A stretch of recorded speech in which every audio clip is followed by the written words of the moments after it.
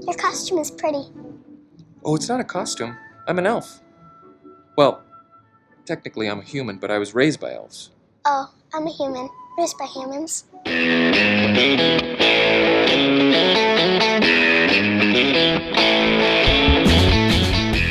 Hello and welcome once again to the Cine-Files, where each week we enter the world of a great film. We explore the themes, the history, the filmmaking, and the influence it has on us today. My name is Steve Morris. I am a filmmaker and directing instructor in Los Angeles, California. Merry Christmas, everybody. This is John Roca. I'm a writer, producer, and host over there on the Outlaw Nation, co-host of this show, and voiceover guy, and massive fan of this movie, Steve. I'm glad that we are doing it.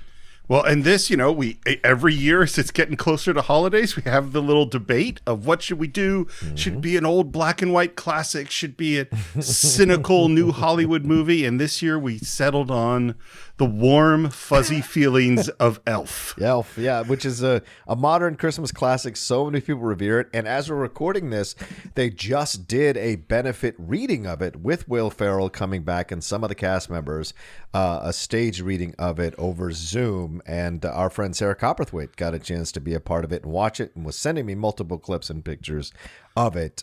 So it was great to see that some of the stuff still holds up. It's still fun.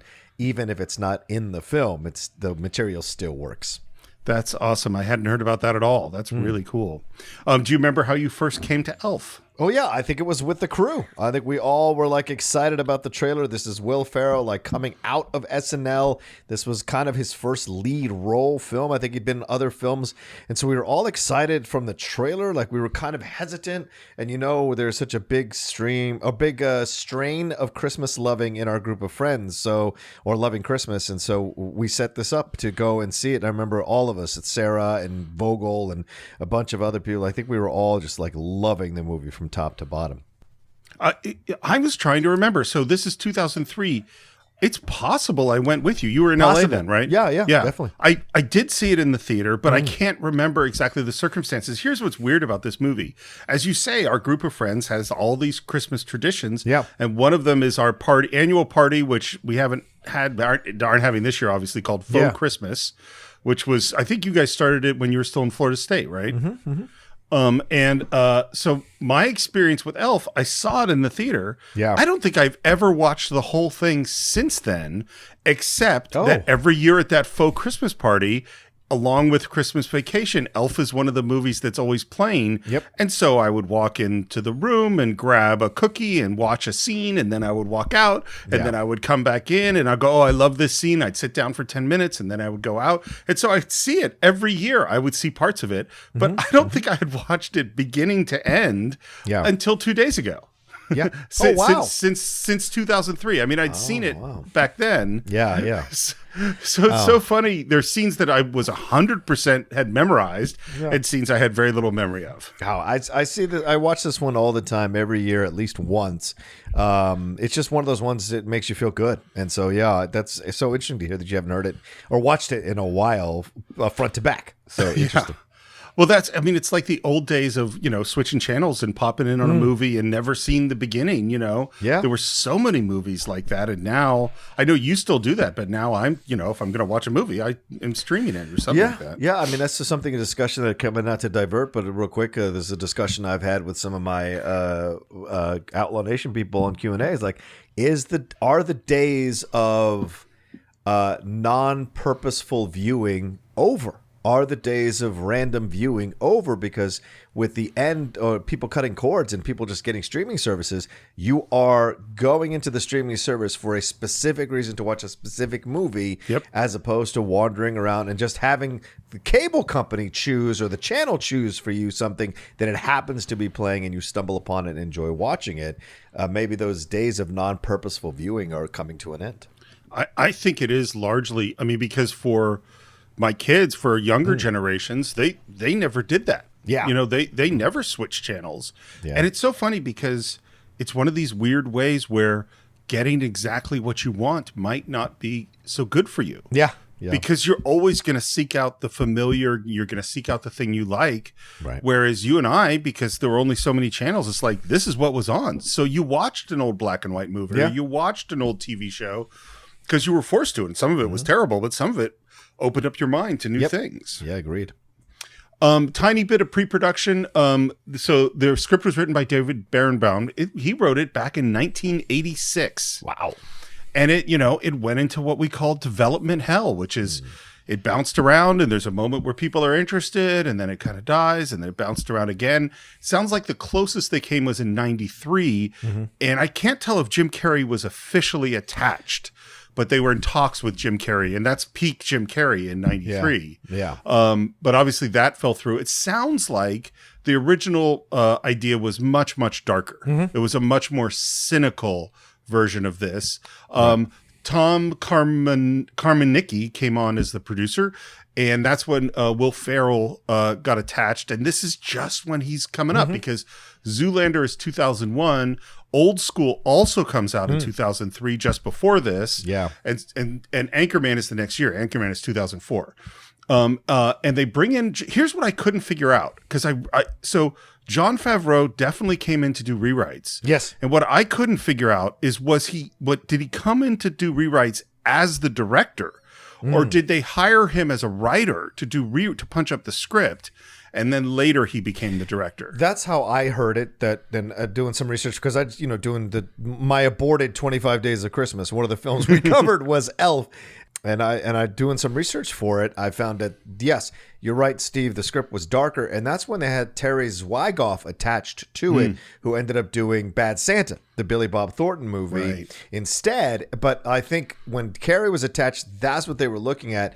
When Will Ferrell came on to the thing, I think Favreau was a writer at that point doing punch-ups. When Will Ferrell came on, then the possibility of Favreau became something they entertained. And Favreau didn't want to do it initially, and then eventually they talked him into taking it. I think he had turned it down like a couple of times, because remember, this isn't, Favreau wasn't directing movies left and right. He was still kind of walking into it. So well, and he was an indie guy who had done Swingers and done a couple of small films, and this is before Iron Man, and certainly, I mean, we think about him now with Mandalorian, like. Yeah. He is hugely powerful. Yeah. Lion King is one of the, it's not a particularly good movie, but one of the most successful Disney animated films of the last many years.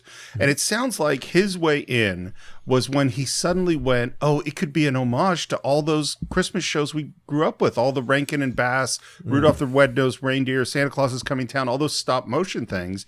And once that clicked for him, it sounds like the spirit of the movie really came into focus. That makes sense, because so many of those moments are so great when we get to them in the movie. Well, and it sounds like the cynicism, they were making fun of Christmas. That was sort of the way it was before. And what this movie is, while the humor is all there, it's never making fun of it. It's all sincere. Yeah. And the direction the movie goes is to embrace all of that, even though it had made fun of some of it. Yeah. By the way, there were many writers who came on, including Adam McKay came on because he was partners with Will Ferrell. So he did passes. The guys that wrote Starsky and Hutch did a joke pass on it. And that's something, there are a lot of hands in studio movies, and particularly this idea of someone comes in and does a dialogue pass, and then an actor gets attached, and they go, well, I want my character to be a little more like that. So someone comes in and does a character pass. And then the studio looks and goes, well, this isn't funny enough, or it's an action movie. We don't have good enough action sequences. So they bring in another writer to do that. That happens a lot. And then what happens is the WGA, the Writers Guild, they'll go and look at it and decide, well, who wrote the most, and that's who gets credit. Yeah. It's a really weird system. Would you like to take a journey to the North Pole and get into Elf? Let's do it, man. It starts with that storybook music, and a book opens, and there is Bob Newhart. Oh, hello. You're probably here about the story. That is inspired casting. Yeah, absolutely. Just the moment he opens his mouth, you get the tone of this movie. And it's surprising because Steve, you and I are from that time where we've seen the Newhart, both series, and he is a dry wit, at times sarcastic, subtly sarcastic at times, sometimes overtly kind of guy. So to have him be this, and he does play the same character, like he plays this character. He's Bob Newhart, yeah. Yeah, he's Bob Newhart, but he's also very vulnerable. He's very sweet. This is not something we're used to seeing from Bob Newhart, who's commenting on everyone else's stuff in both of his series. And so to see him be somebody who Bob Newhart in his other series, would probably make fun of was a nice change of pace. It's really funny. And he tells the story, and it starts off with... There are only 3 jobs available to an elf. One job is to help shoemakers, cobblers in the middle of the night, and we cut to the elves doing that. And the other job, of course, is to bake cookies. And we cut to essentially the Keebler elf tree, which is on fire. It's like, but having ovens and dry trees isn't always the best idea. By the way they did the Keebler, there's a lot of really clever and old school special effects. Most of the things you see are all done in camera, including this. And the way they did it is there's a tree way in the background, and that's where the elves are. And then the top of the tree that's on fire, that is way in the foreground. It's right in front of the camera, and it's really small. And do you know where the last place that I can think of that we heard someone doing this kind of special effect, where there's a small miniature way in the foreground and then the characters way in the background? I can't think of it. It's Modern Times when Charlie Chaplin does the roller skating. Wow, yeah. Yeah, and because it's like that's the technology they had. And the genius of being able to have those two images fit together perfectly is amazing to me. Yeah.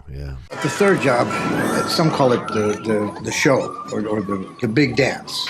It's the profession that every elf aspires to, and that is to build toys in Santa's workshop. And then he says no human being had ever set foot in Santa's workshop. You know what that line made me think? What's that? Wait, isn't Santa human? Oh, very good point.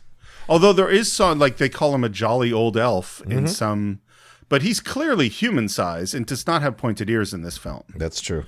But also immortal, so yeah, I don't know. He's been around a while. I guess we don't have to dig too deep in this film.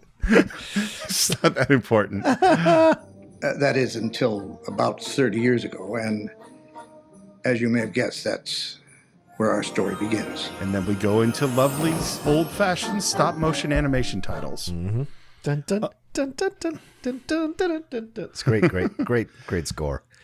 And then we cut to the origin story. We're in like an orphanage, and there's a nun with a baby who gently puts it down in the crib, and it's obviously Christmas Eve, and then Santa comes down the chimney and shows up. Santa goes to eat the milk and cookies, and he sees the baby in the crib, gets the cookies, turns around, baby not in the crib. We see that the kid is seen like a bear, and Santa's bag crawls towards it. And then we get a hard cut. We've had another very successful year. So, after all that hard work, it's time to start preparations for next Christmas. This is the first shot we see of this. The way they did all the size, I just assumed the size change was compositing 2 images. So they film Santa, and then they film the elves, and then they stick them together. That is not how this was done. It's all in camera. Wow. It's all forced perspective. So what you're seeing is when you see big people and smaller people, they have 2 sets that are built together. One set where the set is really big, and that's for the elves, so they look small, and an exact duplicate to scale that's really small, and that's where the humans are, so they look big. And that the elves are always 10 feet farther away from the camera. Okay. So because of the lensing, the elves end up looking much smaller. And so when they turn to look at each other, they're not looking at each other. They're looking at a piece of tape because the person they're looking at is 10 feet behind them or 10 feet in front of them. And it's all done in camera like that. And it is so amazing because you have to think about all the math. Because they decided, okay, the difference is 150%. So a human is 1.5 times the size of an elf. So therefore, every prop, every piece of set, everything has to be exactly figured out, and the distance to the camera and the lensing has to be exactly precise to keep this illusion working the whole time. And the scene between these 2 shots has to be completely hidden so you never notice it. It's crazy. Incredible. It really is. And I'll explain to how they did some of these as we go along because it's really neat. So we have Ed Asner, who's Santa. I love Ed Asner. Yeah, I mean, he's still alive, ladies and gentlemen. Yeah. And I think he was on the reading, for God's sakes. Still kicking around, that Lou Grant. And God love him, man. He's always great when he shows up. Well, and but done stuff since the 50s. Yeah, you know. Yeah, I mean, he was in Up. He's the voice in Up. Yeah, he's so great. And he is an interesting, fun, cool person. I adore him. And just as we're celebrating, something moves in that bag, that Santa bag, and out comes the baby. Fortunately, when it comes to babies, Santa's a pushover. So Buddy stayed with an older elf who had always wanted a child, but had been so committed to building toys, he had forgotten to settle down. We cut to Bob Newhart. And a great look on his face, just a very kind of really hopeful and moving look on his face, which is great. It's so funny that you could take his kind of dry, sarcastic detachedness that is his whole career and just turn it a little bit and make it really sweet. Yeah, because it's self-deprecating. When he turns it that little bit to make it self-deprecating, it becomes sweet. In his other series, he was very much making fun of everyone else in the series with him. This one, he self-deprecates, so it makes it very sweet, yeah.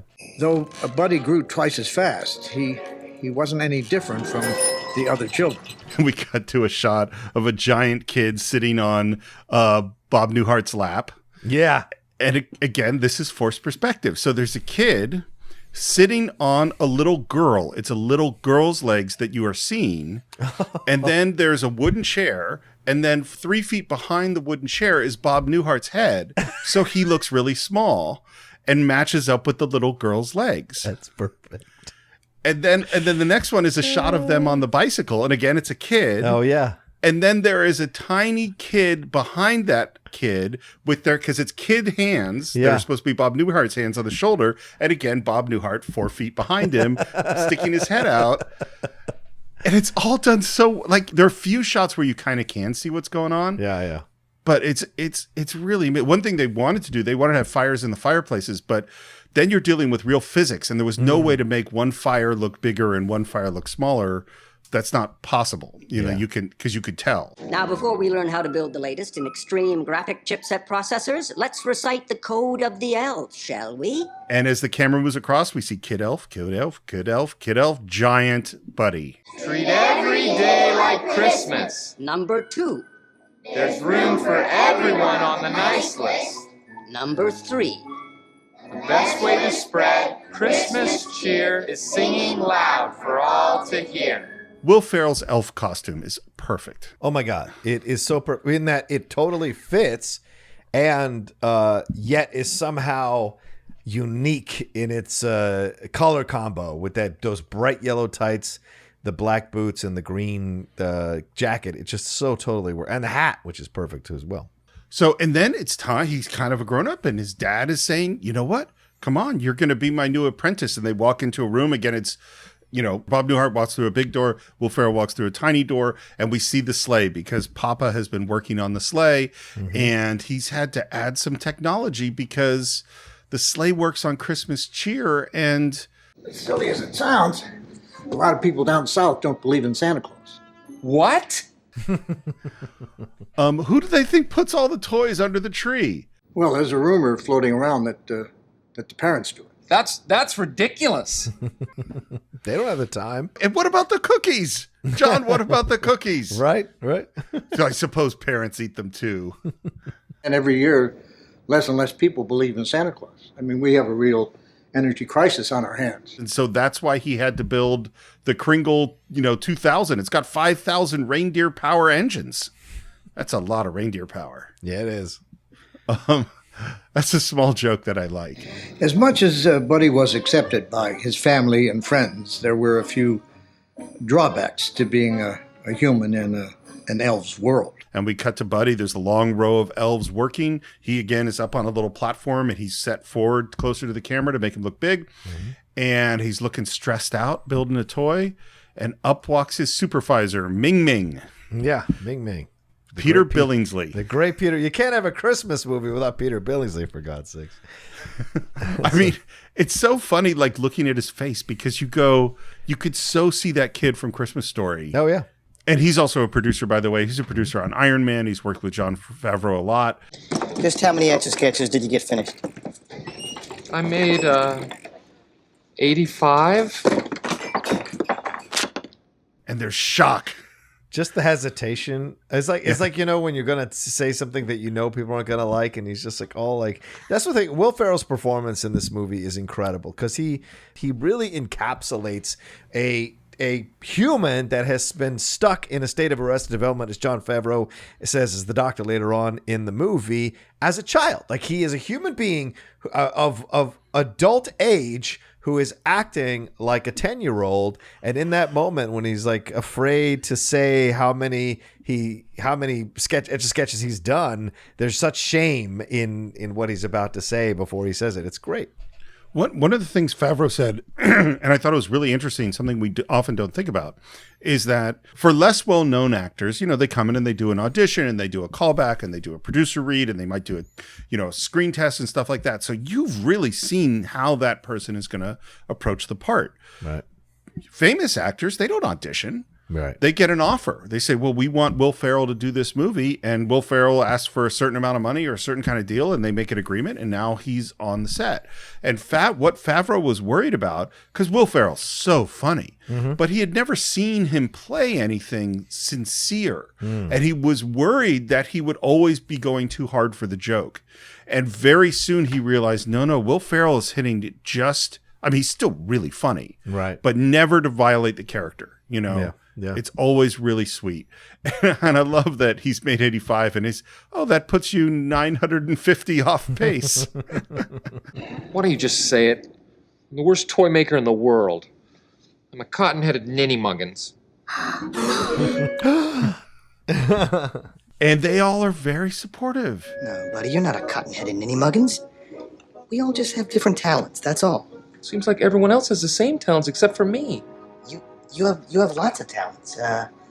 Special talents, in fact. Like, And then it's the look to the other elves like, come on, help me out. And they come up with, he changed the batteries in the smoke detector. When they say special, though, the look on his face, right? He knows immediately that they're lying to him or trying to make him feel better. Here's one of the great changes that Jon Favreau made, is originally all the elves made fun of him. Oh. Which makes perfect sense because that's Rudolph, you know. Right. You know, they called him They wouldn't let him play the reindeer games. And Favreau knew that was wrong. Is that he went, if we do that, then it makes the North Pole not a wonderful, perfect place. And then it makes the character of Buddy kind of an idiot. Yeah. You know, as opposed to, no, it really is an amazing, wonderful place. And therefore Buddy is right. He's naive, but he's correct. Right. You know, I think that is, and here's the thing about Jon Favreau, and I think we've really seen it, is, I was trying to figure out how to express it. It's like Stanley Kubrick is a genius, and he has a vision, and he is following that vision. And maybe you're going to like that vision, and maybe you're not, and maybe it's going to go in difficult or complicated directions, but that's what he's doing. Jon Favreau knows what is necessary. Yeah. You know what I mean? Yeah. He's one of these populist filmmakers that still has artistry within the populist mainstream stuff he works on. He has made Star Wars work. He made Elf work. He built the MCU in essence with Iron Man, at least the foundation for it. Yeah. So he understands what he's creating. Even The Lion King, as you said, $1.6 billion is nothing to sneeze at. And so he was able to do what needed to be done for that movie. He is an artist in a certain way, but he's a mainstream artist and not just a he's not, what do you call this? He's not one of those paint by numbers type of directors. He's a director who understands what franchise he's working within and how to bring out the best of the spirit of the franchise for people to appreciate and enjoy. Well, and you think about what a filmmaker in those realms has to do is you have to navigate super complicated stuff. Yeah. I mean, you think about Star Wars fans and Disney and Lucas and all these different people that have opinions. Yeah. And we've seen with all the other Star Wars properties how hard that is to do. I mean, you have super talented people like JJ, you have all these people trying to make it work that don't. And Favreau is able to walk the tightrope and figure out, no, this is what everyone's going to want. Right. Yeah, he's great. I also just love, like, I love the chef show because I love to cook. I love Dinner for Five. I thought that was a great show. Yeah. Like I just really and he's also one of these directors. Okay, from what I can tell, is a nice guy. Yeah, you know. So we go to, they find him the special work that elves can do, and it is testing the Jack-in-the-Boxes. Oh, yeah. That's a great sequence. And then you get the great spin, spin, spin. It doesn't pop. Oh, this one must be... By the way they did this is Favreau had a remote control. So Will Ferrell really didn't know when they were going to pop. And sometimes he would have it happen really fast, and sometimes it happened really slow. One of the things that Favreau knew right away is that Will Ferrell's so great at physical stuff is that you just create a physical situation and then let him go. And so it was always about like setting up a situation where he could do things. And it's totally reminded me, have I told you the Lucille Ball Put Me on a Ladder? Oh, no. Yeah. So Lucille Ball, obviously one of the great comedians of all time. And whenever the writers would get in trouble, they couldn't figure out what to do for the next episode or the next scene or how to make it funny, Lucille Ball would say, put me on a ladder, which meant give me something physical to do. Give me I will find the funny if you have a conveyor belt with chocolates or you have me drink alcoholic medicine or whatever it is. Put me on a ladder. And I think Will Ferrell is the same thing. Yeah. Put him on a ladder. He will make it funny. Put him in a situation. Quick thinking yesterday with that special talents thing. I feel bad for the guy. Just hope he doesn't get wise. And there's Will Ferrell overhearing this. If he hasn't figured out he's a human by now, I don't think he ever will. And then we go into he falls back and goes into this flashback of Buddy in this small world, particularly Will Ferrell in the shower. He's just so funny.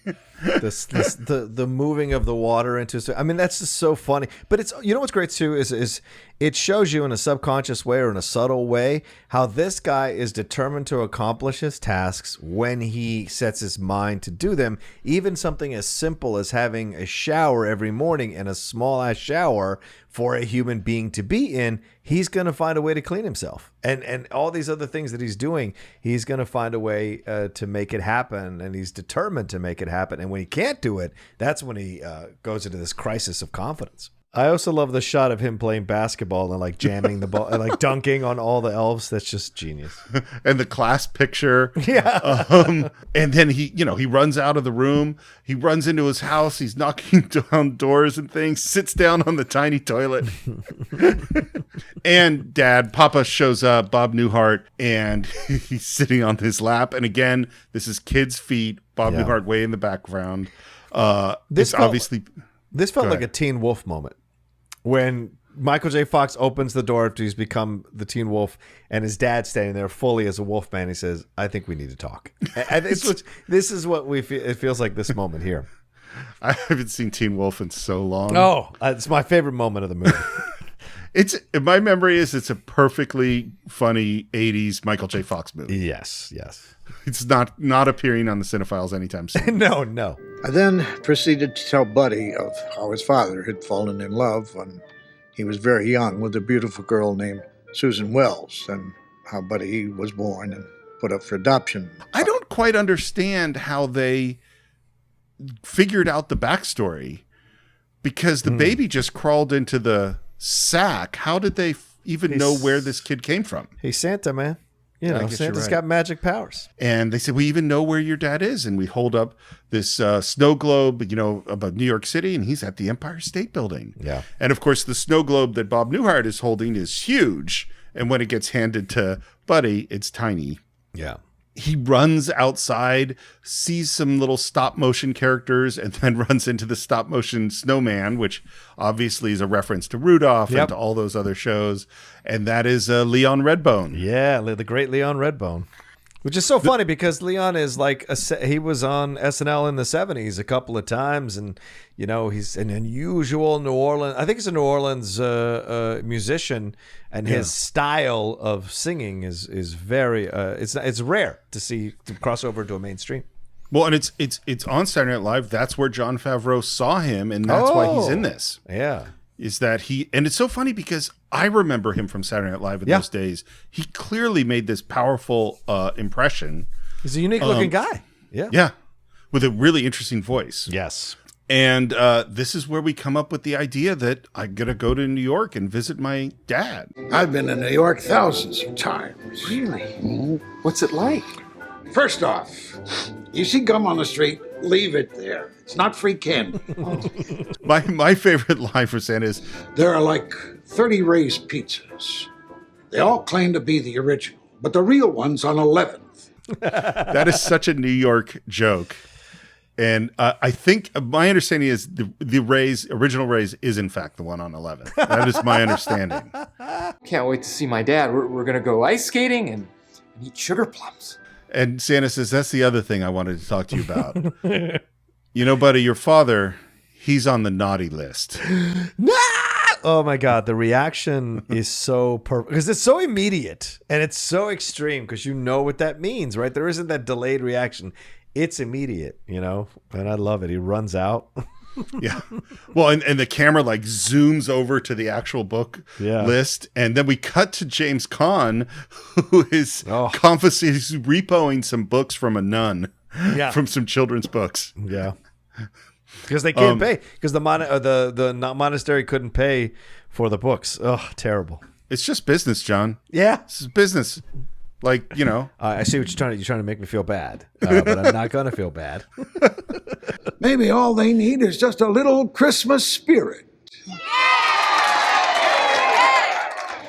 I'm good at that. I know you are. He gives Dad a hug, which of course is Bob Newhart hugging a giant, a really huge person, and Buddy hugging a little kid. That's great. I love all that stuff. And I love that they chose to do it all practically. Mm-hmm. And now we head out and he says goodbye to some of the stop motion characters. And then he jumps on a ice floe and up comes the narwhal. Goodbye, buddy. Good luck finding your dad. And that is Jon Favreau's voice. Yes. Yeah. I think some of the other stop motion people are Jon Favreau too. I'm not sure which ones. The walrus, I think, if I'm correct, is the gentleman from Pinky and the Brain, not Rob. Maurice LaMarche. I think Maurice LaMarche is one of the characters there too.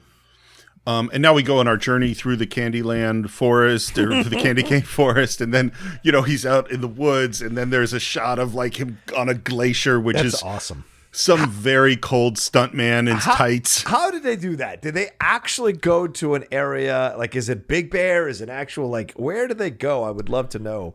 I don't know where it is, but that is an actual glacier and a stuntman on it. You know, they send second units. They send 4 guys out there, you know, to go do it.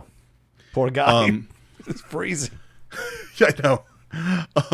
Well, that's one of the things that apparently elves are resistant to cold, and apparently Buddy has learned to live on only 40 minutes of sleep a night and doesn't get cold. And I mean, he's pretty impressive. He's an impressive specimen, true. Yeah. For a human, For a human. And he's walking on a path through the woods. Most of this was shot in British Columbia, a lot in Vancouver. And there's a raccoon. Hey! What's your name? My name's Buddy. It's a puppet that hisses and then attacks. He goes to hug him and attacks him. I love the last shot. You see the tail wave by. It's just they literally got a raccoon hat and there's a guy off camera just waving the tail off the hat. That's brilliant. Then he's, you know, walking on a road and then he's against the wall in the Lincoln Tunnel. Which was really shot in the Lincoln Tunnel. Yeah, there's no way they didn't shoot some of these scenes in New York and just let it be like whoever's around is around. Yeah, I mean, they wanted as many of the exteriors as they possibly could be in New York. Yeah. Because New York's New York. Mm-hmm. What's interesting, they started shooting in December of 2002, which means that it's just a little more than a year after 9/11. Wow. And so there was a lot of, you know, New York was they weren't just embracing come in and film here, particularly at the Empire State Building. And they really did film at the Empire State Building, and that was a highly guarded space in 2002. Yeah. And the music, by the way, it's Pennies from Heaven, Louis Prima. Yeah. It's just perfect. And every time it rains, pennies from heaven. The studio, I think it's the studio, did not want Louis Prima. They wanted a modern song because they want to sell records. Right. And this sounds like one Jon Favreau really fought on, and he's totally, totally right. I love this whole montage. Yep. He sees the sign for World's Best Copy. You did it! Congratulations! And they're all just staring at him. Playing hopscotch on the crosswalk. Sees a guy in red and thinks it's Santa. And that actually was an extra. Like, they didn't, like, that wasn't Really? that was not a person that they had filmed or told was going to happen. He happened to be wearing all red with the beard, maybe in a way to kind of play like he looks like Santa. And they had Will Ferrell run up on him and shoot that, which was really funny. Did the guy know that No. he was? Oh, that's amazing. So the reaction you get there is authentic from that guy. There's guys handing out flyers, and he keeps coming this back and getting is the great. flyers. And one of Get those out. guys is Adam McKay. Oh, really? Yeah, the guy on the right, I think, is Adam McKay. Yeah, I think so. One of the ones I love is the guy waving for a taxi, and he's just waving at him like, "Hi, hi." Will Ferrell is so funny. Yeah. He's one of those people that I don't even always understand what he's doing that's funny. Mm-hmm.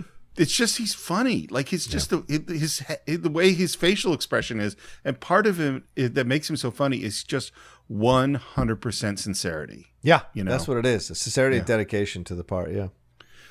He sees the Empire State Building and goes into the elevator. We're now back on a set, and the elevator has all the buttons for all the floors, which no elevator in the Empire State Building has 100 buttons.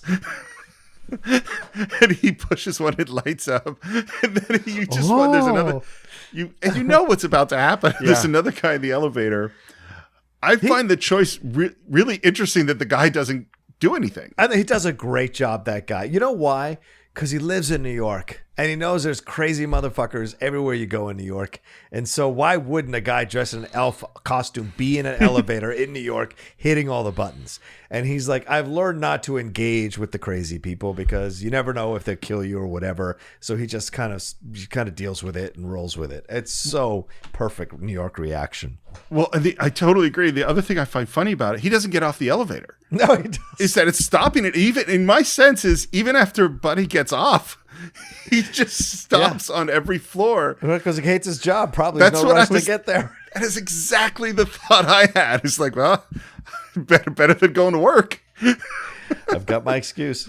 And he shows up at the office of his dad, and there is Amy Sedaris improvising some stuff about kittens. So great. Oh, and of course she's in Mandalorian. Yes, she is. Oh, great point. Yes, that's right. She is. She's great, Mandalorian too. How many kittens? I've never declawed kittens before. All right. No, I'm not going to charge you.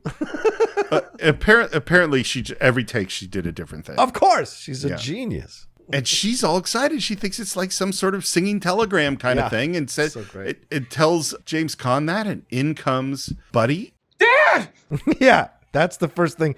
The first thing he walks in, he says, "Dad," and Favreau frames the shot interestingly because it's Khan with his hand in his pocket, and he swings to his right almost immediately to look at what strange thing that just said "Dad" to him in the middle of his office. It's very interesting.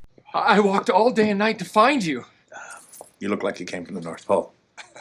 It's exactly where I came from. Santa must have called you. Oh yeah, I just got off the phone with him. Yeah, he said you were coming. He did? So good, man. So, go on. Go on with what?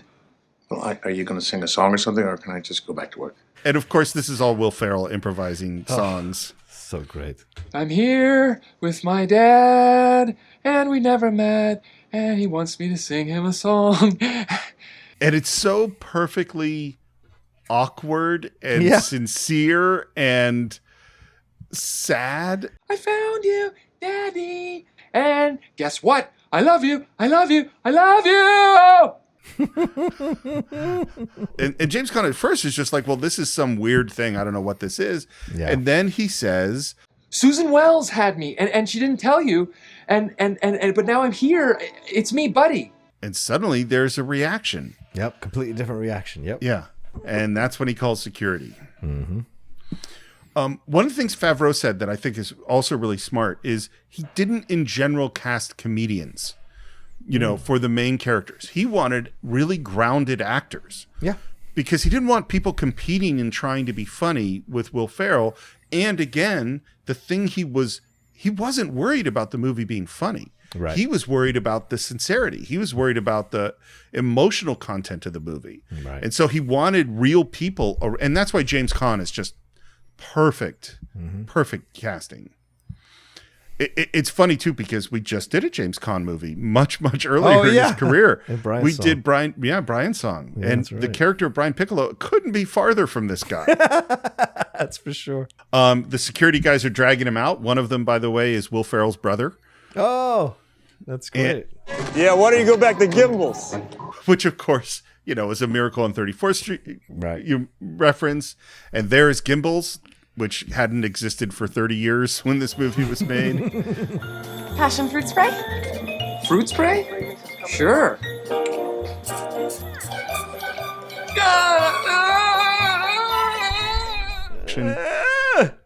Just running away. It's so good. Another like physical bit is the escalator.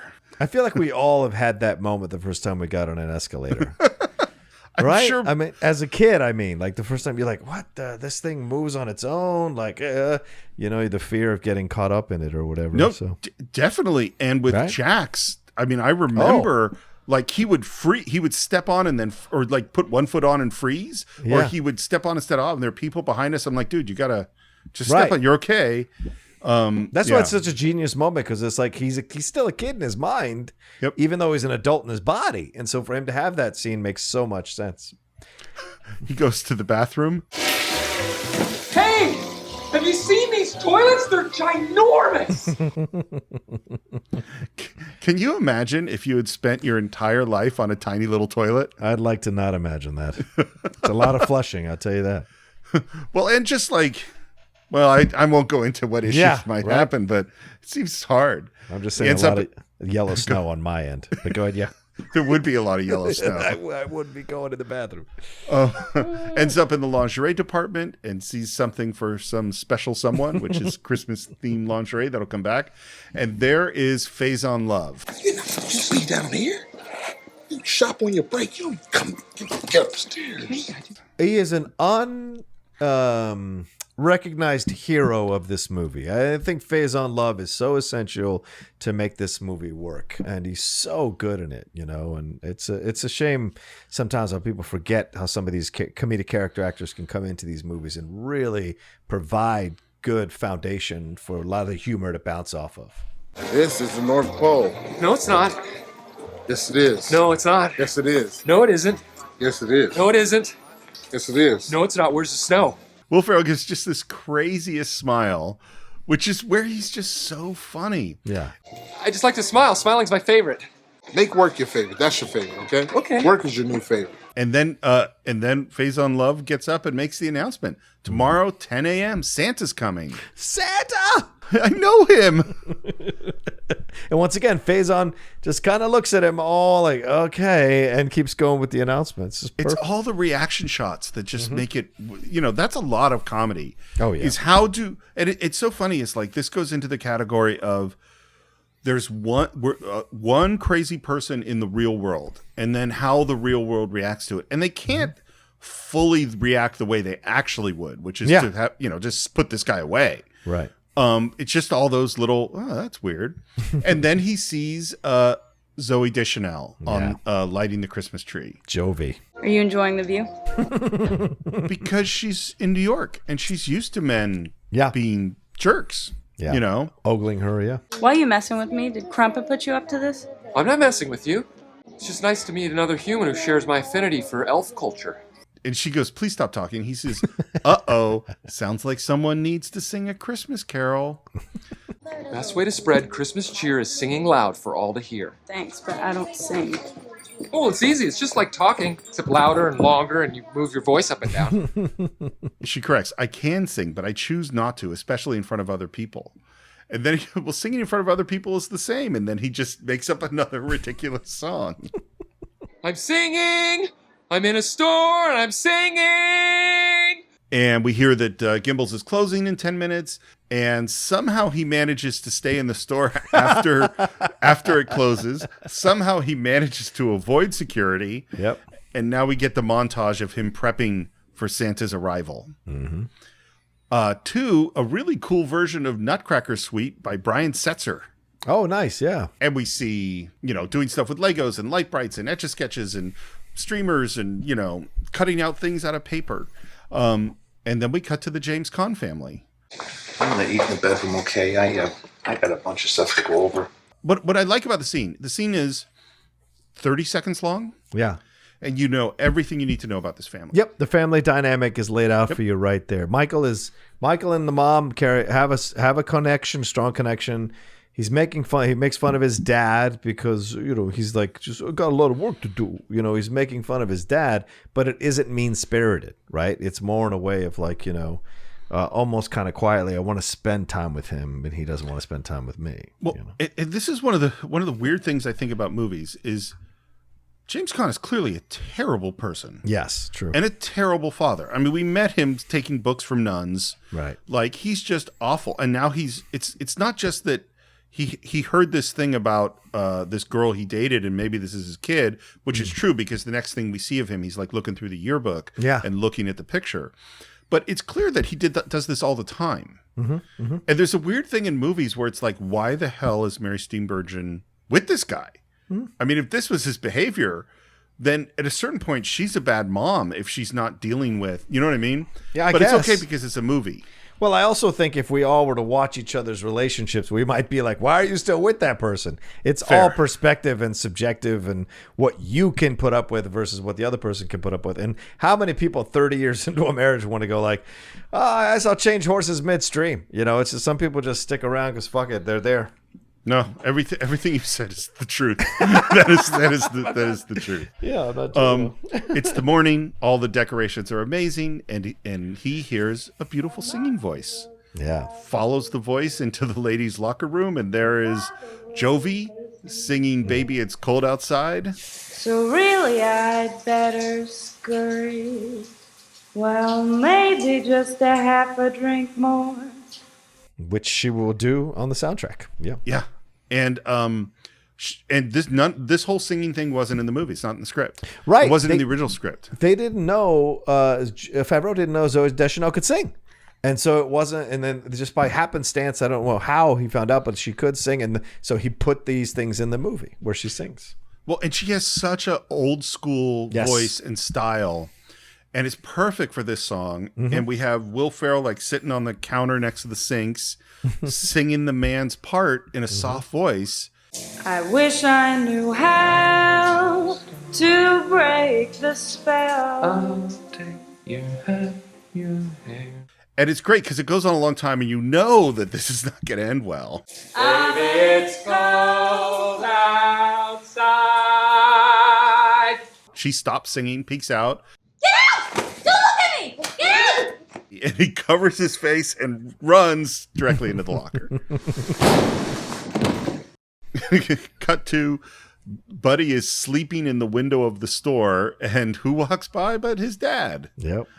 And Buddy wakes up and tries to talk to him, and Dad is out of there. Now he's walking with a Christmas present that he's trying to give to his dad, and he thinks he can get past security. He cannot, but he does give them the present. Oh, you guys are so strong. I love we're back at the store, and people are reacting to this, to all the new decorations, which are pretty amazing. Yeah. Oh my God. Yes. He's built an entire Lego city. He's done the Mona Lisa on the Etch-a-Sketch. By the way, I cannot figure out an Etch-a-Sketch. Like people who can actually draw a real thing, that is amazing to me. It is amazing. I'm lucky if I could draw a box. That's my skill level. How come you were in the women's locker room this morning? I heard you singing. You sure it had nothing to do with the fact that I was naked in the shower? I didn't know you were naked. Why were you here so early? They shut my water off. What were you doing here so early? Building this? I think this scene is critical because she should have him arrested. You know what I mean? Right, like, right. Or at least be extremely angry. Yeah. But I heard you singing, and the fact that he built all this, I think she senses that that's the truth. You know? Right, exactly. And it's perfect because it shows you that there's an innocence to this guy, a naivete to this guy. Because you're right. Honestly, him coming in like that's essentially, like a violation of someone's personal space. Of course. But she senses that there's a genuineness to him in that exchange. And I think you're right. It is critical because this is where we start the process of this relationship coming together. And this is kind of a mini... she's starting to accept him for how he is. Yeah. Well, it's like in classic romantic comedy structure, there's going to be a lot of things to overcome. Yeah. For the couple to succeed. Right. And in this is not that, because this is basically they're going to like each other. Yeah. And up comes Faison Love because he thinks this is a corporate plot to get him fired. It's good. It's almost too good. Someone's gunning for my job. If you get wind of anything, call me on my radio. Channel 3. Code word is Santa's got a brand new bag. Okay? Faison came up with a different one every single time. A different that's code hilarious. word. Yeah. That's hilarious. Yeah. And then Santa shows up. Wow. So you say. Which, by the way, it's Artie Lang. Oh, Artie Lang. From Howard Stern. And that is inspired casting. Yes. Just cast the worst, the person who should never be Santa. Who the heck are you? What are you talking about? I'm Santa Claus. No, you're not. Again, there's lots of improv. All of Will Ferrell's little lines are improv. You sit on a throne of lies. You smell of, what does he smell of? Meat and cheese. Beef and cheese. Beef and cheese, yeah. So there's a thing I know we talked about it when we did Anchorman. It's called Linorama. And that's what this is. Linorama is basically, there's something in the script, and they'll do what's in the script. And then with a guy like Will Ferrell, it's like, we'll do the same basic beat. You're not Santa. Say something insulting, and they'll do 15 takes of just different stuff and pick the funniest one. And then he pulls off the beard. The kids scream. Artie Lang attacks him. They crash through the Legos. He picks up like a metal pole and swinging it at him. Until finally Faison tackles Santa. The way they dress Faison is so perfect. I mean, the tucked in sweater, the colors, and also the high water pants. The high water pants are just perfect. So when you see them as he jumps on top of Artie Lang to stop him from hitting Will Ferrell with the steel pole, those high waters come up on his ankles, and it's just a great like subconscious message of what this whole dude's life is, and so it's perfect. One of the things I think is so interesting about this movie is that it goes through various tropes of other Christmas films. Because I think if you haven't seen this, there's this moment where you're like, oh, it's Miracle on 34th Street. It's like he's at Gimbels. He's the real elf. He's actually the real deal. And he's going to transform Faison Love. And he's going to, but it's like, no, he's going to jail. That's not what's going to happen at all. Get to James Caan opening the gift. And it's the Santa lingerie because it was for someone special. And then Amy Sedaris walking in. Oh. And then we cut to jail. And he's in the big holding cell. There's some dudes doing pull-ups. By the way, anytime you see a shot with that kind of thing with guys like doing pull-ups or push-ups, you have to remember we have no idea how many takes they had to do of this. Oh yeah, you're right. Good point. So those guys had to do pull-ups for hours. Maybe. Yeah. Maybe. And it's like if it's 8 or 9 pull-ups or 10 pull-ups in every take, by take 12, you've done a lot of pull-ups. Yeah. And there's James Caan at the cell.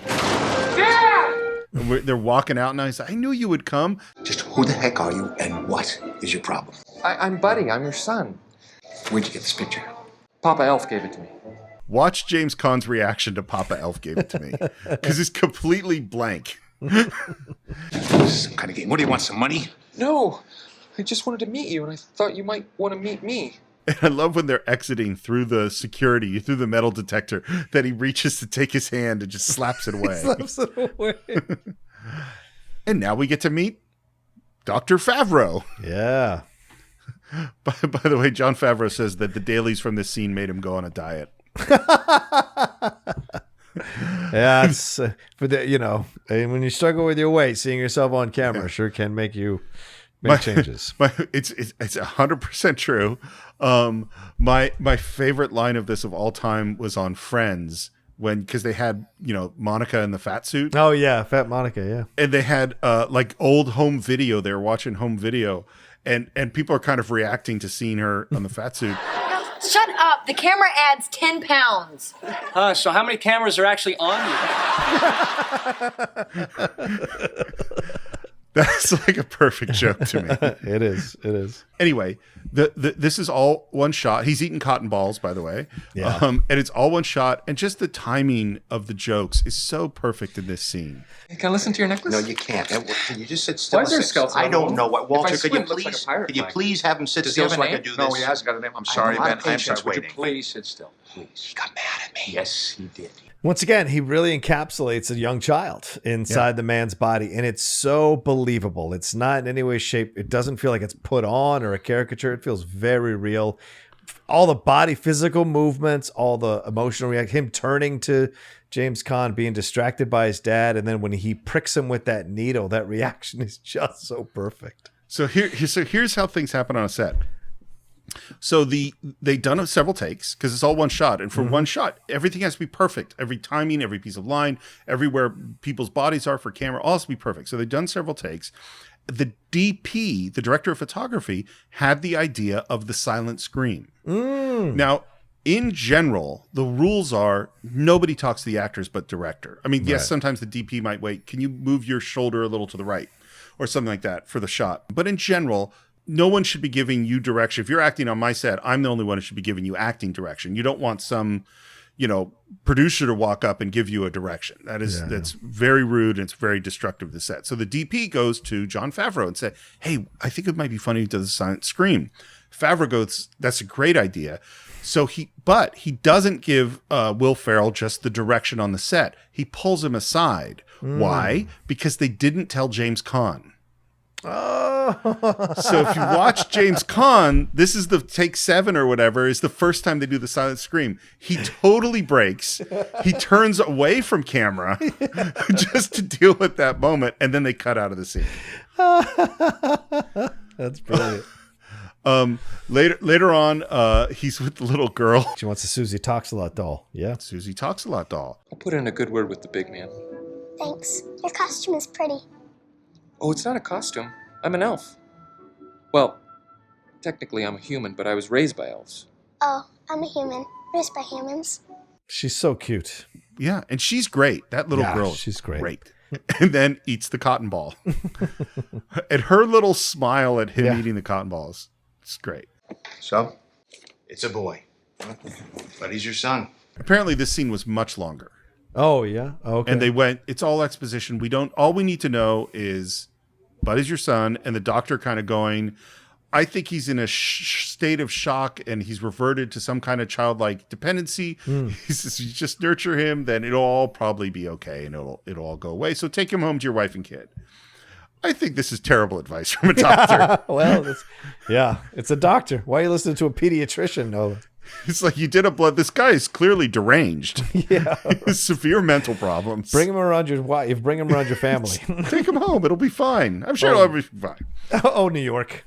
but that is in fact what they do. God, Walter, this is wonderful. You have another son. Which I think she's handling this really well. Yes, Mary Steenburgen, yes. He thinks he's an elf.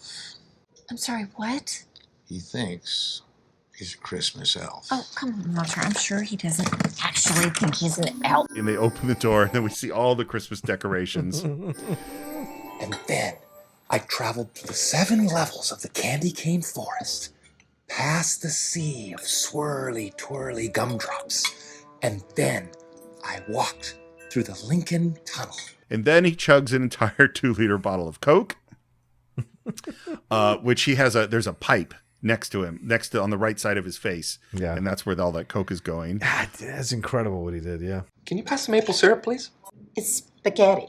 He's just there's so many things where I just wrote down, so funny. Yeah. He's so funny. You like sugar, huh? Is there sugar in syrup? Yes. Then yes! We elves try to stick to the 4 main food groups. Candy, candy canes, candy corns, and syrup. And then they asked, well, how long can you stay? And he's like, well, I hadn't really planned it out, but I was thinking forever. Are you crazy? He cannot stay here. Clearly, he has some serious issues. We can't just throw him out in the snow. Why not? He loves the snow. He's told me 15 times. Cut to the world's longest burp. Yep. By the way, that's a real burp guy. You hire the burp guy. Whoa. Yeah. And some guy can burp that long. Yeah. I wonder what he charges. Jesus. Dad? Dad? Dad? What?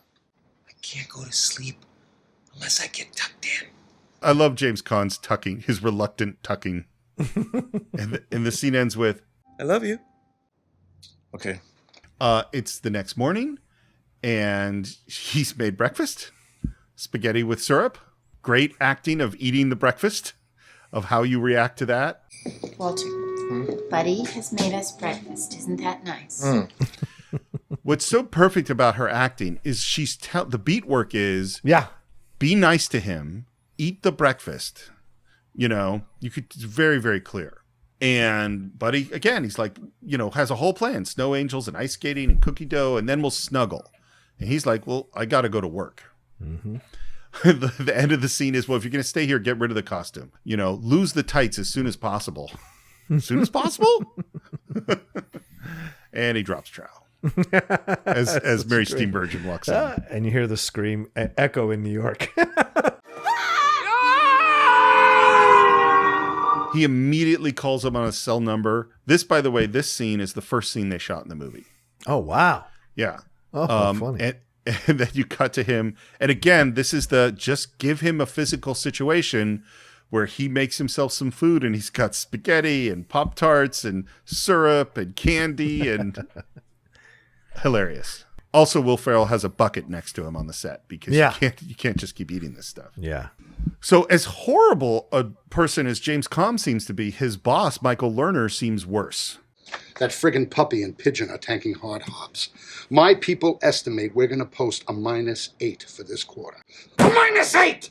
But he's also a guy who called James Caan out on his mistake of not including the pages in the book. My niece or whatever he says came up and they were complaining because they don't know what happens.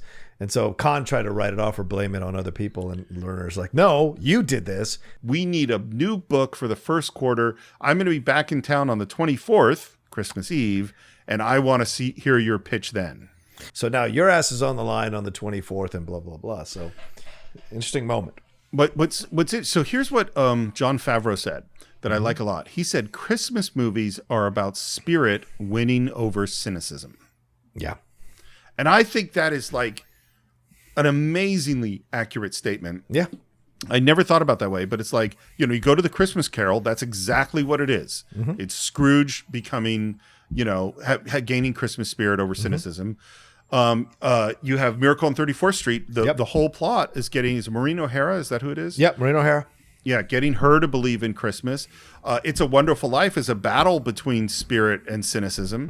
Mm-hmm. I was like, oh, this is the key. Yeah. And so Michael Lerner and James Caan are the cynicism, and spirit must win out over them. Yeah. And it's also what Santa says that powers his sleigh. And even though you've got the Kringle 3000 or whatever it is, it's still the Christmas spirit that is the thing that powers the sleigh, because without it, it doesn't work. And that's a symbolism for Christmas overall. Michael's getting out of school. There's Buddy. He's not happy to see him. He chases after him, is talking to him. Apparently, he just waited outside the school for 5 hours. I love the line. So, good news. I saw a dog today. Have you seen a dog? And then they get hit with snowballs. Well, just after Michael tells him to get away from him, Michael tells him, leave me alone. And then boom, he's hit by a snowball and they're hit by snowballs. And then all of a sudden it's every man for himself in that moment. And they run for cover. And you saw 5 or 6 kids throwing snowballs at them. But when they run for cover, it's hundreds of snowballs. This is like World War II going on. You know what? We can take them. Okay, just start making as many snowballs as you can. And the camera pans with Michael as he puts together one snowball, pans back to Buddy, who now has 100 snowballs made. And then he has Snowball superpowers. Yeah. Which is one of the few actual CGI effects is his arm. Oh, of course. I hope so. Yeah. And what they were thinking, by the way, is the Magnificent Seven. The music is sort of Magnificent Seven-ish. And the last one of the kid that got away, and he does that throw, they're referencing the James Coburn, I was aiming for the horse moment of Magnificent Seven. That's awesome. And then Michael is won over. Mm-hmm. That's it. He hated this guy. And now when he sees what a great snowball fighter he is, they're in. And we run into playing through Gimbels. I love jumping on the beds. Yeah. The jumping on the beds is cool. I still would do that. That looks like total fun to me. I mean, I totally would have done it as a kid, but I'd still do it now. I don't know. I'd be afraid I'd break an ankle jumping off. Fair. Or I'd be afraid I'd break the bed. Yeah. And Buddy says, I wish Dad was here because he's the greatest dad in the world. And Michael says, he's the worst dad in the world. All he does is work. Working's fun. Not the way he does it. All he cares about is money. He doesn't care about you or me or anybody. Man, that's bad. It's a heavy load, man. Yeah. It's a good thing in Christmas movies we can overcome these things very quickly, because otherwise, in a more serious movie, this is a family in deep trouble. And then we see Jovie, who he's staring at, and he says, Why don't you ask her out? Out? You don't want a date? To eat food? Food? Yes, real food, not candy. and he introduces Jovie to the brother. So what are you doing here? Did Gimbels give you your job back? No, but things worked out pretty good. They gave me a restraining order. We see that Faison Love is Santa. Yeah. And giving him a look. He gives him a look as soon as he sees him. Well, and he doesn't even really have the beard on. No. It's because they throw it away. I think he ripped it off. And Buddy's sincerity is clearly persuasive. I really wanted to see you, and I think you're beautiful, and I feel really warm when I am around you, and my tongue swells up. And Zoe is so cute because she kind of like puts the finger to her mouth and kind of, juts her body to the left a little bit, kind of contemplating what he said, because it's probably one of the most unusually authentic ways someone has expressed interest in her in New York, of all places. And I think, he's sincere. Yeah, it wins her over. Yeah. I just had my lunch break. Oh, okay. I understand. But I'm free on Thursday.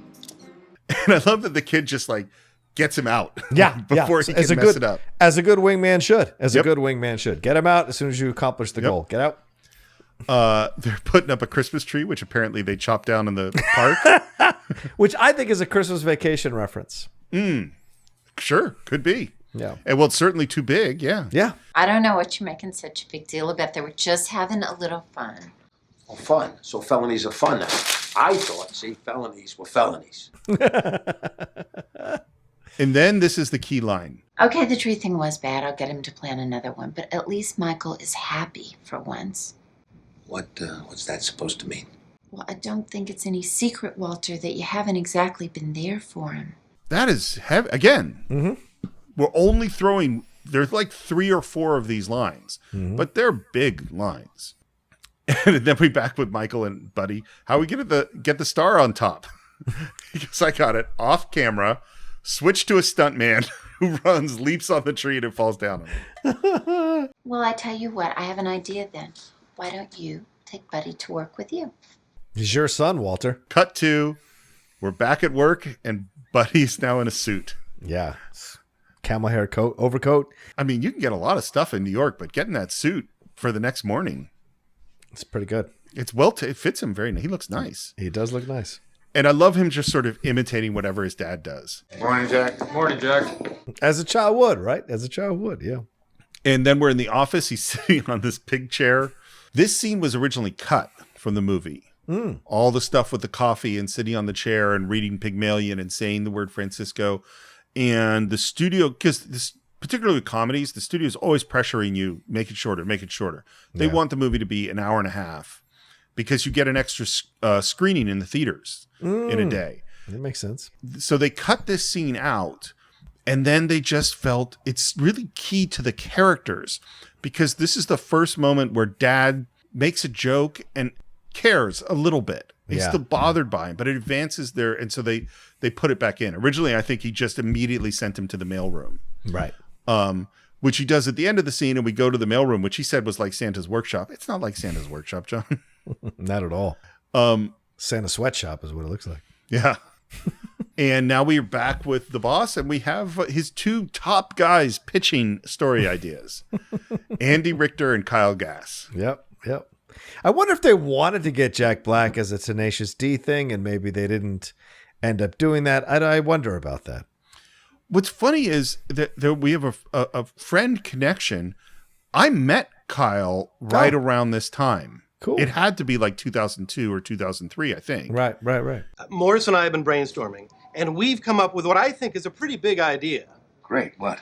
You're going to love it. It's fantastic. What? We bring in Miles Finch. Miles Finch. Sold more books than Dr. Seuss. My two top writers, my crack team, my fun squad. You came in here pitching me the idea of hiring another writer. Yeah. I like it. We're back in the mailroom, and he finds the sucky tubes for the canisters. Again, Will Ferrell's really funny. And the guy next to him.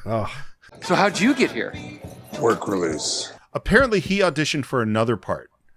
That he didn't get, or I actually think that part got cut out of the movie, out of the script. Gotcha. But then Favreau remembered him and just thought he was really, really funny and brought him back.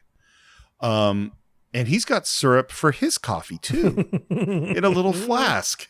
Cut to the two of them lying down, going, You know I sound like a broken record, but we are buddies. You're my best friend. That's it. And I love it. The guy says those things that everybody says in the mailroom. I got big ideas, man. I got big plans. This isn't where I'm going to end up. If they would just give me an opportunity, I bet I could wow them. The whole things you hear in the mailroom, which is really funny. And I love that he says, I'm 26 and I got nothing to show for it. That guy's clearly not 26. No, in any way, shape, or form. And then he gets to have this is what's so great is, I mean, he tickle fights with the guy. Yeah. Is that the group of people that just embrace who Buddy is. Yeah. And don't go this yet. Tickle fights are fun. He's got that Christmas spirit that brings the child, the inner child out of people, except for James Caan. Mr. Finch, Eugene Dupree here. It's a thrill just to be talking to you on our speakerphone. Miles, so what do you think? Can you fly in tomorrow? And it is a voice that is now pretty darn recognizable. Yeah, true. Because it's Peter Dinklage. I'll give you 5 hours tomorrow, not a minute more. And he has all sorts of requirements of exactly what he needs to fly in. He's this kind of car and all this stuff. And cut to Buddy dancing in the mailroom and everyone cheering. He's doing the Russian dancing thing. I kind of would like to be attached to a wire so I could do all those Russian dance moves. It's time for a date. It's a great montage. Yeah. We've got You Make Me Feel So Young, Frank Sinatra. We got her blindfolded, drinking the world's greatest cup of coffee. Tastes like a crappy cup of coffee. It is a crappy cup of coffee. It is a crappy cup of coffee, yeah. Him playing in the revolving door, showing her Christmas tree, shows her a really big Christmas tree, and you so know what's going to happen. Right. She's like, come with me. And there's Rockefeller Center, which is funny because it's like, well, this is actually where Will Ferrell worked for years. Yeah. So he's right outside his office. 30 Rock. What's great in this moment, too, when Will sees the tree, I think this is very interesting, Steve, because it could be a blink if you miss it moment. It's the first time that she has got through to him and in a way that like he senses that she understands him. And just the look on his face when he sees the tree of awe, and he doesn't even overreact or make a big, he's just kind of in awe of this because finally there's this one place, there's this one thing in this town that reminds him of home. I think that's so right. You know what you made me think of is that the Will Ferrell character is the person raised in the land of Santa Claus. Yeah. Where everyone is a believer and that is all true. And then he goes to the world where people don't believe. Right. And he's been told they don't believe. Yeah. Right. Jovie, what it just clicked really for me is a person who is a believer inside. Right. But has had to turn that off because of the world that she lives in. And so now she's finally getting to be herself. Because this guy is allowing that part of herself that she's pushed down, the parts that said enjoying the view when we first met her, to be like embracing it. And then I can't tell you how much I love the moment of he kisses her on the cheek and apologizes, and she says, "You missed." Yep. It's very sweet. That's great. And then kisses him. And we're back at the office, and here comes Miles Finch. And we see feet go by, but we can't see him because he's small. And then there is Peter Dinklage. And you know what I noticed looking at this time? You know what his costume is? To me, I'm assuming they're consciously referencing Gordon Gekko. Because he's got the white collar and the blue. It's totally a Gordon Gekko suit. Great point. And who he is this extremely cynical. He's like the cynical genius short story or children's story person. All right. What have you guys got so far? And again, these are all improvs from Kyle Gass. And it's like a tomato in tough times. No tomatoes. Too vulnerable. Kids, they're already vulnerable. And they have an asparagus that pee smells. And then he says, look, I've got about 5 or 6 great starts here. I got one idea that I'm especially psyched out of my mind about. You know, it's one of those ideas where you're just like, yes! And they all react. And he's about to start and say what it is. It starts with the cover. Picture this. And in walks Buddy. I'm in love, and I don't care who knows it. And this scene is so painful. Oh, yeah. I didn't know you had elves working here. Boy, you're hilarious, my friend. I love how Peter Dinklage plays this, by the way. Oh, yeah, yeah. He's great. He's really great in this scene. And it's so funny because every single thing Buddy says is exactly a horrible, horrible insult. Oh, yeah. That I'm sure Peter Dinklage has lived through these insults in his life, you know? Right. And so committing to be part of this scene as an actor, and Dinklage wasn't somebody they just found on the street. Dinklage had some credits and resume coming into this part. They turned it around to have him be this guy who's like legitimately successful. He's, you know, he talks about how many women he's had and all this stuff, all the standard male heterosexual ideas of what success means, right? Money, women, attractiveness, and the ability to physically fight. So it's just the standard stuff. So you could, in some prism, see him as a toxic male guy, but the fact that he's, a diminutive person, it kind of works in his favor to have these things to show off his success. And he's probably had to establish yet another person, Steve, just like we said with Jovie, someone who's had to put on this front in order to succeed in a tough world, who would normally be made fun of by people. He's turned it around and become successful, so he can't be made fun of anymore. So when Will Ferrell does it here, unknowingly, it turns on his anger mechanism. I think one of the things that's really good about this movie is there really are no small characters. Yeah, yeah. Everyone who shows up really, Faison Love, he is trying to keep his job at that store, and he's trying to deal with all the things that he's trying to deal with. Yep. Like this character, you clearly have a sense of who this guy is. Yeah. That he had to fight for his position, and he's established some real alpha stuff in order to not get messed with, and now he feels like he's getting messed with. So I suggest you wipe that stupid smile off your face before I come over there and smack it off. And we get to Call Me Elf one more time. He's an angry elf. Jumps up on the table, charges him. He does the full Captain Kirk 2-foot kick into the chest. Wrestles him, clearly had some martial arts training, flips him onto the desk. Call me elf. You're an elf. Tosses him off the table. And then he charges out, and Will Ferrell's line, He must be a South Pole elf. And now James Caan loses it on him. I don't care that you're an elf. I don't care that you're nuts. I don't care that you're my son. Get out of my life now. And if you watch, as soon as he reacts that way, everybody in the conference room is ashamed of what Caan has said. Like, you see his reaction, maybe because they like Buddy, maybe not, but seeing your boss talk that way to his own son in such a such a dismissive manner. It really, you can see they're just ashamed to be near him. Yeah. Just tell me how the pitch went. I'm going to be a little later than I thought, okay?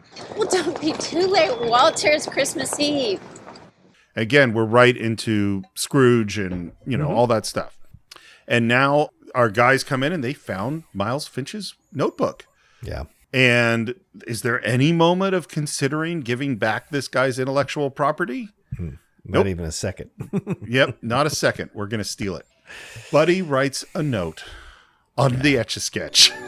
I'm sorry I ruined your lives and crammed 11 cookies into the VCR. I don't belong here. I don't belong anywhere. I'll never forget you. Love, Buddy. He's out walking in the snow. Michael comes home, finds the Etch-a-Sketch, and now we're at the board meeting. Yeah. And what's so funny is James Gunn starts to pitch it, and he says, let's start with the cover, which is exactly what Miles Finch said. I'm going to start with the cover. That's when Buddy comes in and interrupts him. And now Michael, the son, comes in and interrupts this. We never get past, let's start with the cover on this pitch. True. It's a great point. I never caught that. Buddy ran away. What? I'm scared, Dad. He's gone. Oh, let me just finish this meeting and then we'll figure it out, okay? Figure out what? Buddy cares about everybody.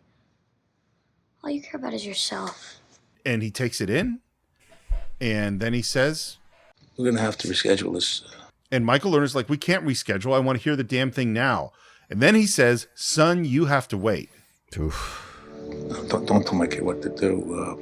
That's James Caan reverting. Like, James Caan became Street New York in that moment because he was going to take Michael Lerner and go flip him around like Dinklage flipped around Will Ferrell in that moment. He says, don't talk to my son that way. Like, it's basically, you got one more chance here and then it's all over.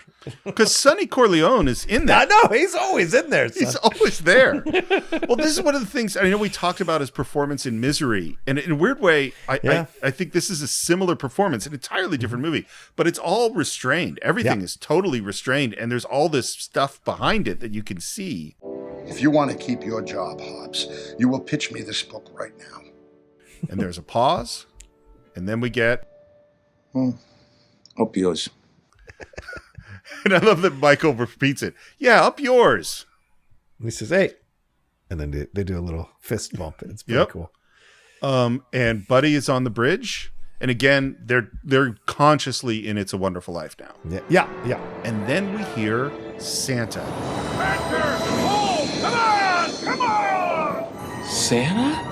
And out of the clouds comes the sled, and there are flames coming out of the back of the sleigh, and it goes down in Central Park. Michael sees it and is running that direction. Buddy is running through the trees.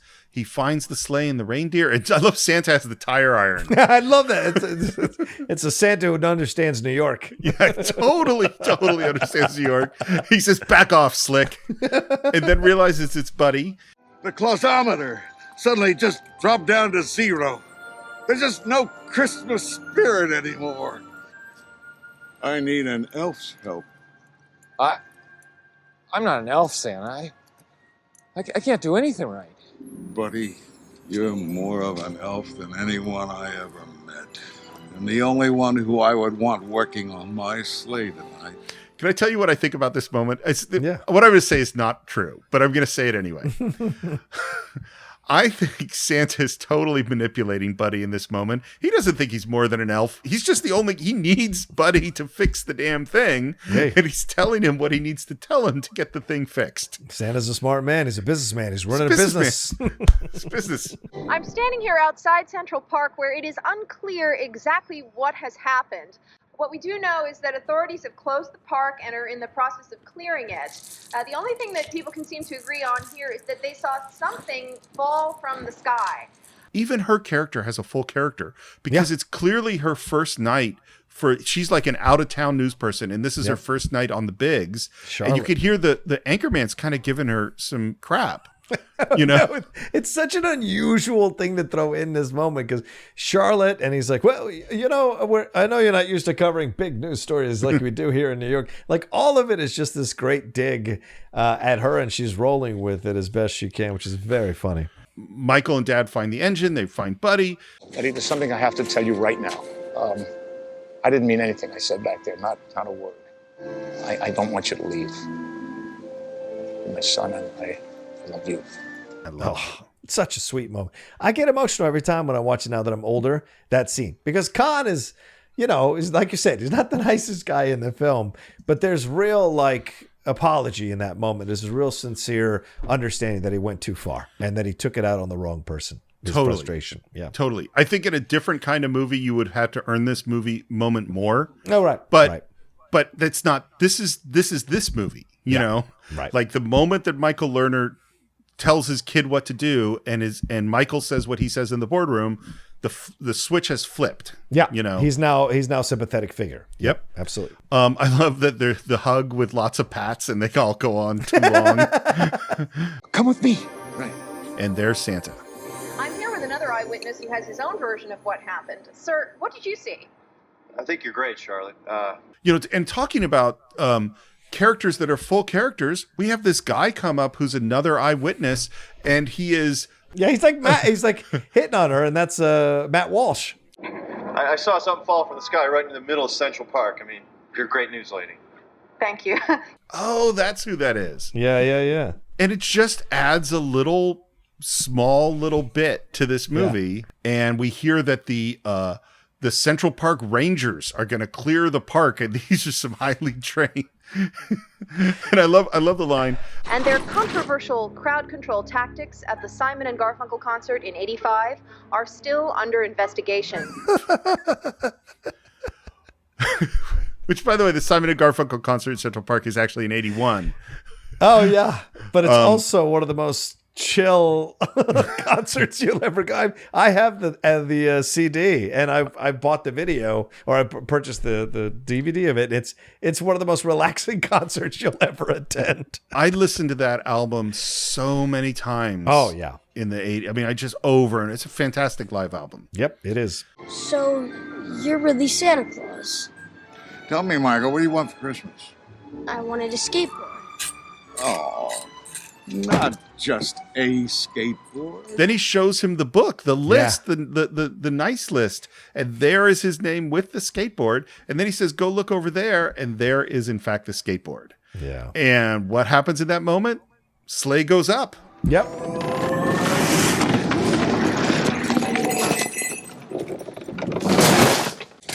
What happened?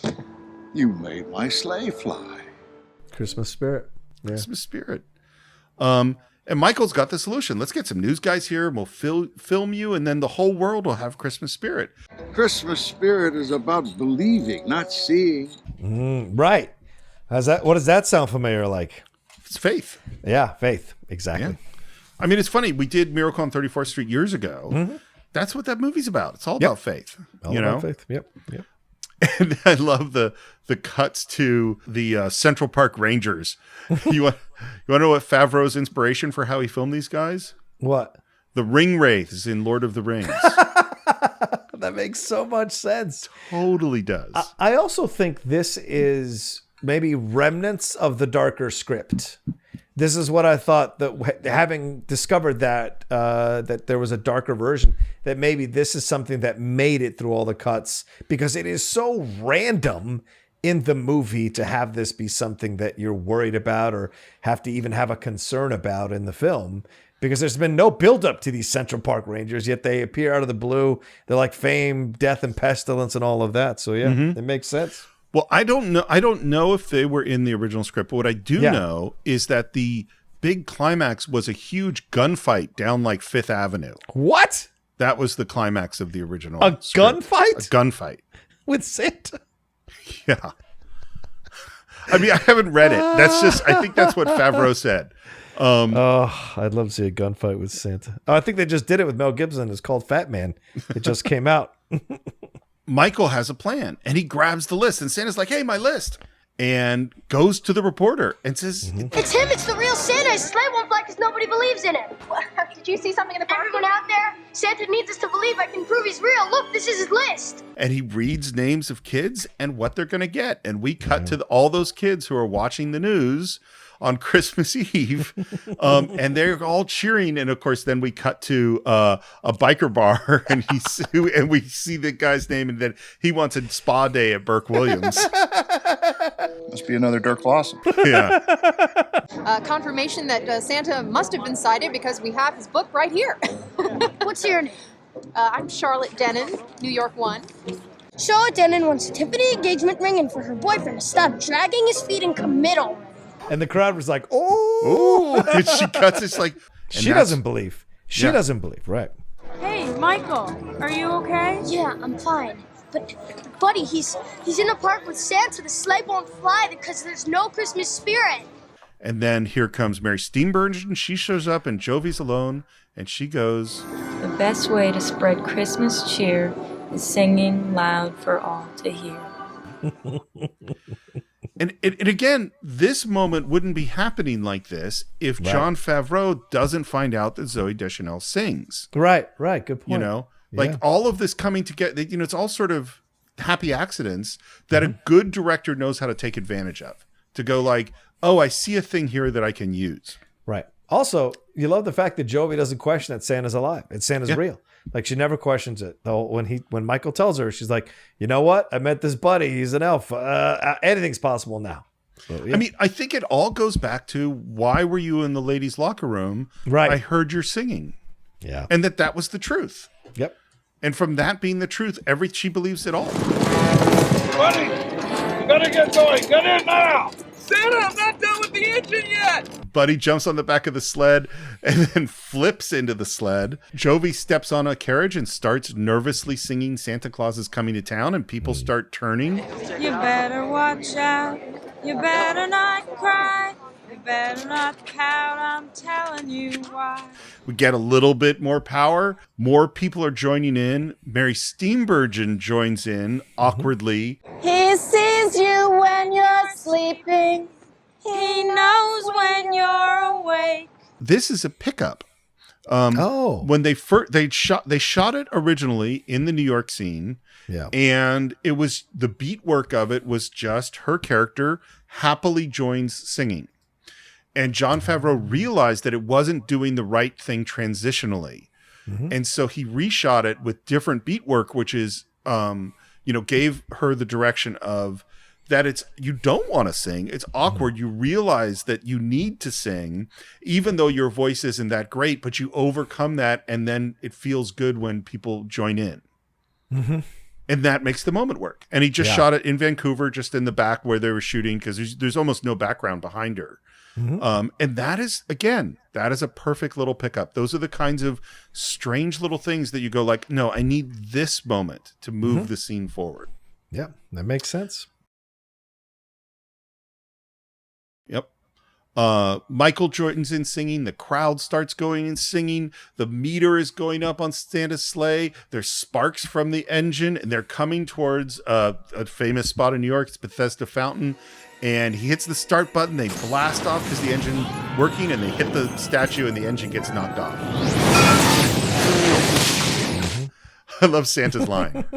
We're toast. They crash by a homeless guy who has a beatbox around his neck. I didn't know who this was. Did you? No. Who is it? He is I'm sure you've been around where there's a certain famous sort of character in your neighborhood. Oh, sure. Yeah. So this is Radio Man, who was very famous in New York. A lot of people say that this is who the Fisher King is based on. Oh, interesting. He's in an episode of 30 Rock. He's in Departed. He's in Shutter Island. He's in episodes of It's Always Sunny. He's in Godzilla, Ransom, Big Daddy, Mr. Deeds, and Little Nicky. Good God. Whoopi Goldberg took him as her date to the Oscars. Wow. Yeah. All right. Yeah. So I didn't know who that is, but apparently, if you were a New Yorker in this era, you knew who Radio Man was. He knows if you're awake. He knows Now they're broadcasting this song over the news, and we have kids singing. This is classic fun movie stuff. The mailroom is singing. The security guys we met before singing. The office people are singing. The people at Gimbels are singing. The people in the biker bar are singing. Just a little more! But it's still not quite enough. And then we cut to our family, and Michael looks up at James Caan, who is lip syncing, but not singing. Please, what's the big deal? Dad? Jon Favreau calls this the Horton Hears a Who moment. It's one more voice. One more little voice is all you need. Santa Claus is coming to town. And suddenly the sled meter the clausometer, whatever it is, goes high, and the sled comes roaring over them. By the way, incredible reaction from James Caan. Oh, yeah. Yeah. And everyone, and shots of the reporter, a baby sees it. That baby is always going to have the Christmas spirit, John, their whole life. They won't know why, but they will always have the Christmas spirit. Well, I guess we'll never know for sure what happened this Christmas Eve in Central Park. Merry Christmas! By the way, it's come up before, I've talked about this idea of the difference between story and plot, and that plot is sort of the mechanism of the conflicts that are happening. And story is more about the characters and their evolution and interpersonal conflict and things like that. And one of the things that's in the book that someday I'm going to finish writing is really well-made movies have the story character climax coincide exactly with the plot climax. This is a perfect example. The story character climax is James Caan singing. And the plot is, can we get the sleigh to fly? Can we get Santa's sleigh to fly? It is James Caan singing. His evolution as a character is what solves the problem of the plot. That is really tight screenwriting. And so, with a little help, Buddy managed to save Christmas. And his spirit saved a lot of other people, too. And then we hear James Caan is playing piano for Jovie, who's singing a Christmas song. Again, this is just something Jon Favreau, he didn't know that James Caan, that wasn't in the script. He just found out James Caan could play piano somehow while they're shooting, and that's what created this moment. We hear that James Caan formed his own publishing house, and their first book was this story about an elf. First, I traveled through the 7 levels of the candy cane forest, past the sea of twirly, swirly gumdrops. Then, I walked through the Lincoln Tunnel. And as for me, I can't complain. Buddy comes up to visit from time to time. In the meadow, we can build a snowman. There's Jovie in a pink red elf outfit, pours some milk. Again, this is forced perspective, so that where she pours the milk is like 10 feet closer to the camera than where Bob Newhart is actually sitting.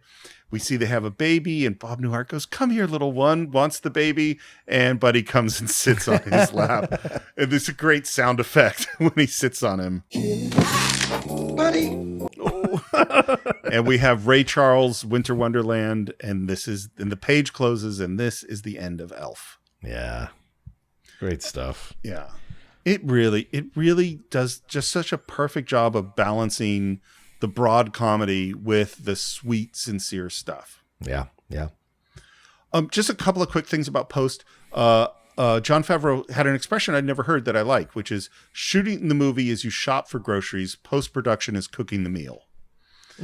I like that. I like that quite a lot. And then there's in some of the behind the scenes footage, there's a little piece where they're talking about editing a moment. It's just a really good explanation. They're talking about the scene where he comes in and sings to his dad for the Christmas gram. Yeah. And how they use different takes. Like this part of take 1 worked and this part of take 2 worked. And then they had to get a reaction shot so they have a cutaway so they could blend things together, and just kind of explaining this strange puzzle of trying to get all the stuff you want to get out of editing. It was really interesting. It made, for a $32 million movie, it made $229 million at the box office. Wow. It was very well reviewed. The soundtrack was a hit. They did an animated special based on it. There was an Elf musical, which I didn't know. There was an Elf video game. There have been many, many rumors of a sequel Favreau continually says, yeah, it could happen. Will Ferrell continually says, that's not going to happen. Mm-hmm. Mm-hmm. And I heard that James Caan said Will and John didn't really get along very well. That's what he said, and I don't know if anyone's ever backed it up, but that's what he says, you know. Yeah. I don't think Favreau was at the reading either, so I don't know if that's true. Oh, really? Oh, the that's recent interesting. reading. I don't know, so don't quote me on it. I don't think there should be a sequel. It's perfect as it is. Yeah. Right? Yeah. There was a Christmas Story sequel, and that sucked. So I mean, it's like seeing a elf that's 20 years older, right? You know, I don't know that that's what I want to. Because you have to go down the route that he becomes James Caan, right? He becomes cynical about Christmas, and it takes his son reminding him of what it was like to believe in Christmas again. Yeah, that's logically where you go. You just wrote it. They should hire you. Yeah, right. You guys can fill in the lines and stuff. I'll just take credit for having come up with it. John, what are your final thoughts on this Christmas classic? I love this movie so much. I mean, talking about it with you is reliving it all over again. I was almost in two places, being your co-host on this show and also being a fan listening to us talk about it, because I enjoy the movie so much and reliving the movie as so many of our fans do when they listen to, or listeners rather do, when they listen to our shows or episodes. So I just saw the movie all over again, and it was so much fun, and I love it to pieces. I love Will Ferrell in it. And look, I'm one of those guys that was James Caan for a long time about Christmas in my 20s and in my early 30s. And I met my own buddy, the elf, and Michael Vogel, and he kind of changed me around about Christmas in the late 90s into the 2000s and beyond. And now it's one of the seasons I look forward to the most. We could lose so many other holidays, but Christmas is the one that I would defend to my dying breath, because it reminds us of the possibilities that we might still have as a species and as a people, the possibility of joy, the possibility of coming together to help each other, the possibility of helping your fellow man, the possibility of unifying, and it's all around the Christmas spirit. And this film really brings that out, the idea of the power of the Christmas spirit and how it can affect people and help people and bring people back together and put smiles back on faces and help people believe in the possibility of something more magical or something incredible that can happen in the world. And it's all through this guy in yellow tights and a green coat. You know, it's just incredible. So, and I love the honesty and the purity of this movie more than anything else. It isn't trying to make some grandiose statement. It's just exactly what it is. And it's so earnest and believable and honest in its approach that it's irresistible in its charm in that way. That's great.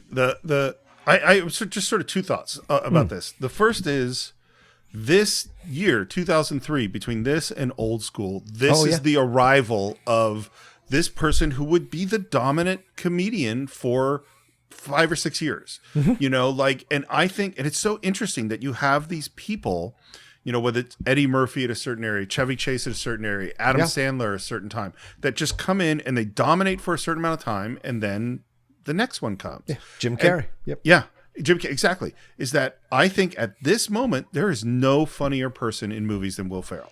I just, and watching every little thing he does in this movie cracks me up. So that the first thing is, this arrival of the star. And the second thing I would say is, I go back to Jon Favreau saying that Christmas movies are about spirit overcoming cynicism.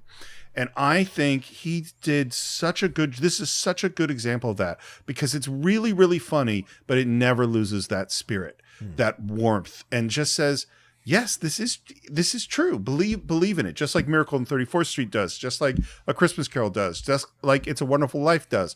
Like, all these movies make you go, believe in this Christmas spirit. Our families will be happier. All of us will be happier. And even though, as you know, I'm an atheist, like the religious aspect of Christmas, I don't believe in. I love Christmas too. I really do. So, I think that's it for this week. As always, you can visit us on our Facebook page, do a search for the Cine-Files. Please subscribe to the show and wherever you get your podcasts, whether it's iTunes or YouTube or Spotify. If you listen to it on iTunes, please leave us a review. If you want to buy Elf or any other movie we've ever reviewed or stream it through Amazon Prime. You can do so through cinephiles.net. You can support the show on patreon.com/thecine-files. You can follow the show on Twitter at cine_files. You can follow it on Instagram at the Cine-Files Podcast. I'm at SR Morris on Twitter and SR Morris1 on Instagram. John, how about you? You can always follow me at The Roca Says on Twitter and on Instagram. And you please come on by to my YouTube channel as well, youtube.com/John Roca Says. See all the great content we got going on there. And I just want to say, I know this is the Christmas season, and as joyful as this movie is, for some people, the Christmas season is a tough time. So just want to tell you, I've been there. I know what that experience is like. Please don't hesitate to reach out. Please don't hesitate to call. If you get to a really desperate place in your life, call a prevention hotline. Call those hotlines that help you. They will be able to walk you back out of it, or reach out to a friend or family member who can walk you out of the tough times. So just wanted to say that, put that out there. Know that me and Steve are always respectful of people who find these seasons to be difficult as well. As much as we want to celebrate it by talking about this movie, we also want to support our fans who may not enjoy this season as much as others for personal reasons. I'm so glad you said that, John. And it made me think, I mean, we're recording this is 2020. It's been a tough year. Yes. And this is going to be a holiday season that's going to be very different and maybe a lot harder for us. And so, whether it's over a phone call or Zoom or whatever way, reach out to the people you care about, because in the end, it's caring about other people that this season is all about. And, we really appreciate all the care that the Cine-Files has shown us. And we wish all of you a very happy holiday and a really happy 2021, because we could use it.